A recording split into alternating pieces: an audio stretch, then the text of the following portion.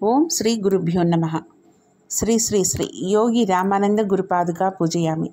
శ్రీ లలితా సహస్రనామ స్తోత్రంలోని 113వ శ్లోక వివరణ.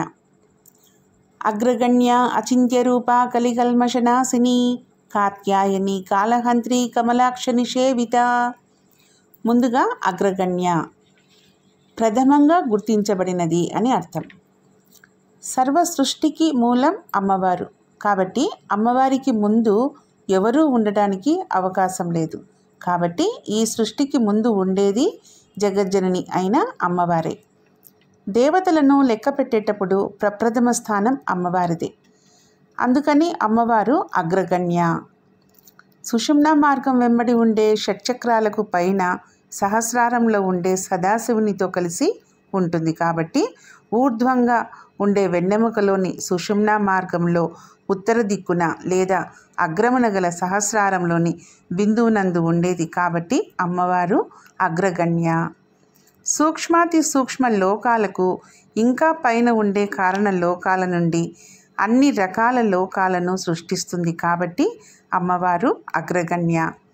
జీవనానికి నాంది అయిన శ్వాస యొక్క రూపంలో జీవులలో చరిస్తూ ఉంటుంది. కాబట్టి అమ్మవారు అగ్రగణ్య. తర్వాతి నామం అచింత్య రూప, అంటే చింతించుటకు వీలు లేని రూపం కలది.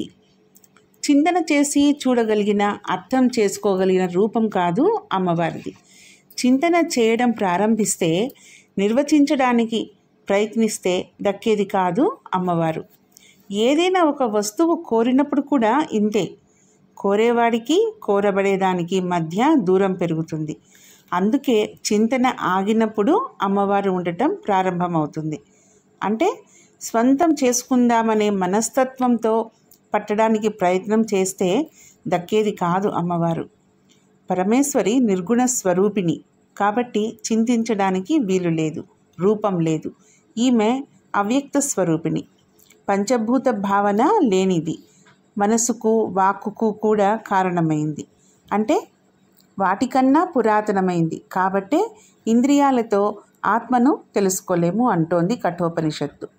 ఉన్న చోటికి వాక్కు వెళ్ళలేదు, కనులు పోలేవు. అందుకే పరదేవత రూపము చింతించరానిది, ఆలోచించలేనిది, అచింత్య రూప అని చెప్పబడింది.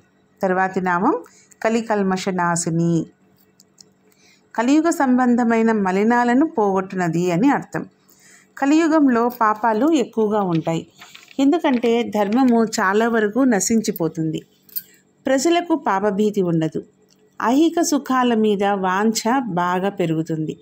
ఈ పాపాలను నశింపచేయడము ఒక్క పరమేశ్వరి వల్ల తప్ప ఎవరి వల్ల కాదు. అలాగే కలియుగంలో పరమేశ్వరిని స్మరిస్తేనే చాలు పాపాలు నశిస్తాయని చెప్పబడింది. బ్రహ్మాండ పురాణంలో తెలిసి కానీ తెలియక కానీ చేసిన పాపాలు పరమేశ్వరిని స్మరించినంత మాత్రాన్నే నశిస్తాయని చెప్తున్నారు.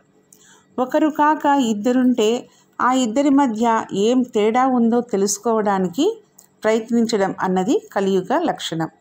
దాన్నే కలికల్మషం లేదా కలియుగ మలినం అంటారు. అమ్మవారు ఇటువంటి కలికల్మషాన్ని నాశనం చేస్తుంది. ఈ కల్మషము నివారణ కాకపోతే పొగరు, ద్వేషం మొదలగునవి మనలో ఉత్పన్నమవుతూ ఉంటాయి. ఉదాహరణకి గోడ మీద నిలబడి ఉన్నప్పుడు మనము ఎవరైనా పడతావు జాగ్రత్త అంటారు. అంటే గోడ మీద నుండి పడక పూర్వమైతే అలా అన్నవారిని మనము శకుని, అట్టే వాక్కు అంటాం. ఇది మన పొగరుని సూచిస్తుంది. తీరా హడావిడిలో గోడ మీద నుంచి పడితే గుడ్లగూబల అననే అన్నాడు, పడనే పడ్డాను అంటాం. ఇది మనలో వారిపై ద్వేషాన్ని సూచిస్తుంది.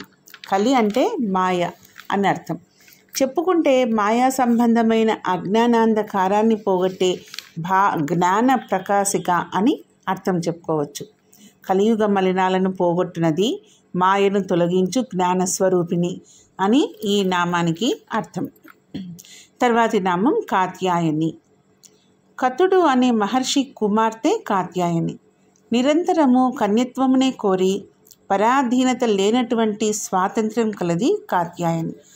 అమ్మవారు కతుడు అనే మునిపుంగవని ఆశ్రమంలో పుట్టి పెరిగిందనే ఒక కథ ఉంది. ఈ కారణం వలన అమ్మవారిని కాత్యాయని అన్నారు. నవదుర్గలలో 6వ దుర్గ కాత్యాయని. అంటే దేవి కవచంలో ప్రథమం శైలపుత్రీతి, ద్వితీయం బ్రహ్మచారిణి, తృతీయం చంద్రఘంటేతి, కూష్మాండేతి చతుర్థకం, పంచమం స్కంధమాతేతి, షష్టమం కాత్యాయనీ తథా, సప్తమం కాళరాత్రీతి, మహాగౌరీతి చాష్టమం, నవమం సిద్ధిదాత్రీ చ నవదుర్గా ప్రకీర్తితాః.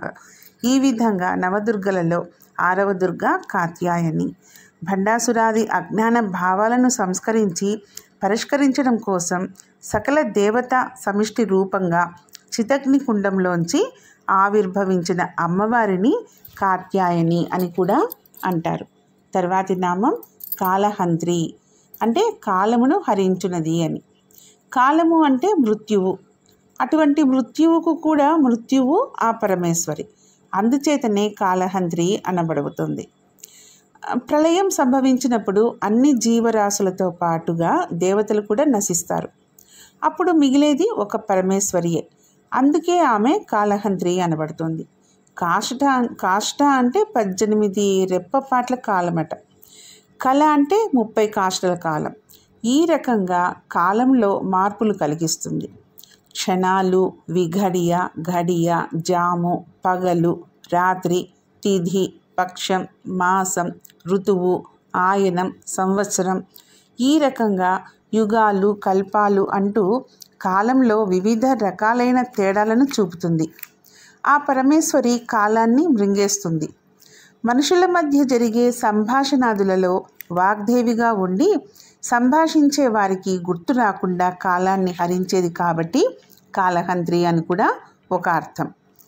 మహాప్రళయంలో సమస్తము కాలవశం అయిపోయినా అమ్మవారు మాత్రం సాక్షిభూతురాలుగా మిగిలే ఉంటుంది. అంటే ప్రళయం అనే మృత్యువుకు ఎదురు నిలబడి తనపై ఆ మృత్యువు ఆటలు సాగనీయక ఆ మృత్యువుకు కూడా పైన ఉండేది కాబట్టి అమ్మవారు కాలహంత్రి. ఈ భావన, ఇప్పుడు చెప్పుకున్నటువంటి ఈ భావన ఇంకా బాగా అర్థం కావాలంటే స్వప్నాన్ని అంటే కళను ఉదాహరణగా చెప్పుకోవాలి. సృష్టికర్త సృష్టి ఎలా చేస్తున్నాడో తెలుసుకునేందుకు ఉదాహరణగా స్వప్నం అంటే కళ బాగా ఉపకరిస్తుంది. కళలో పాత్రలు, సన్నివేశాలు అన్నీ కళలు కనే వానితోనే చేయబడతాయి. అలాగే సృష్టికర్తతోనే సృష్టిలోవన్నీ తయారవుతాయి. స్వప్నం పూర్తవగానే మెలకువ వస్తుంది. అప్పుడు స్వప్నంలోనివన్నీ కళలు కనే వానిలోకి లీనమై తానొక్కడే మిగులుతాడు. స్వప్నకాలమంతా కళలు కనే వానిలోకి ఎలా లీనమవుతుందో అలాగే సృష్టి కాలమంతా సృష్టికర్తి అయిన అమ్మవారిలోకి లీనమై తాను మాత్రమే మిగిలి ఉంటుంది. ఇలా తనలోకి లీనమైన కాలం కళ అమ్మవారిని కాలహంత్రి అంటారు. కాలమును హరించినది అని ఈ నామానికి అర్థం. తర్వాతి నామం కమలాక్ష నిషేవిత, అంటే విష్ణుమూర్తిచే నిశ్శేషంగా సేవింపబడినది అమ్మ అని. ఇంద్రనీలమయమైన పరమేశ్వరుని అర్చించి విష్ణువు విష్ణుత్వం పొందినాడు అని చెప్పబడింది. జగత్ పరిపాలకుడైన విష్ణువుచే సేవించబడినది కాబట్టే కమలాక్ష నిషేవిత అని చెప్పబడింది. దేవదానవులు క్షీరసాగరాన్ని మధించి అమృతాన్ని సాధించారు. కానీ ఆ అమృతాన్ని పంచుకోవడంలో మళ్ళీ ఇద్దరి మధ్య పోట్లాటలు ప్రారంభమవుతాయి. అప్పుడు విష్ణుమూర్తి జగన్మోహిని అవతారం ఎత్తుతాడు. ఈ జగన్మోహిని సాక్షాత్తు అమ్మవారే. అమ్మవారి అనుగ్రహానికై అమ్మవారి యొక్క మంత్రాన్ని జపించి విష్ణుమూర్తి అయిన హరి అమ్మవారి అయిన అయిపోయాడనమాట. జపసిద్ధికి ఇలా అయిపోవడము పరాకాష్ట ఫలం. హరి ఈం బీజం జపించి హ్రీం అయిపోయాడనే నిగూఢార్థం. ఈ లలితా సహస్రనామ స్తోత్రంలోనే హరి బ్రహ్మేంద్ర సేవిత, బ్రహ్మోపేంద్రి మహేంద్రాది దేవ సంస్థిత వైభవ అనే నామాల్లో కూడా హరి, ఉపేంద్రుడు అనే పేర్లతో పిలువబడే విష్ణుమూర్తి అమ్మవారిని సేవించాడని స్తుతించాడని చెప్పబడింది. విష్ణువుచే సేవించబడినది అని ఈ నామానికి అర్థం. ఓం శ్రీ మాత్రే నమః. ఓం శ్రీ గురుభ్యో నమః.